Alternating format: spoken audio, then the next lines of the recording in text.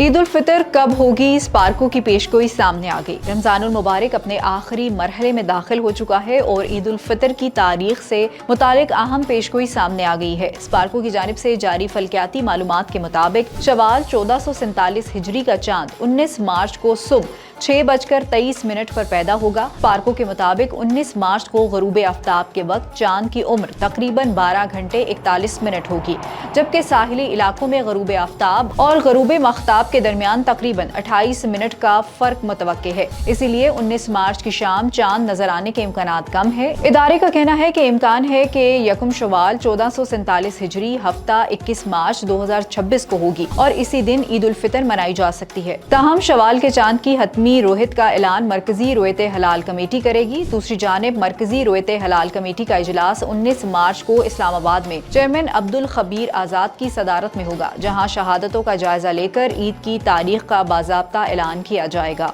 Updates के लिए देखते रहिए वी न्यूज़.pk।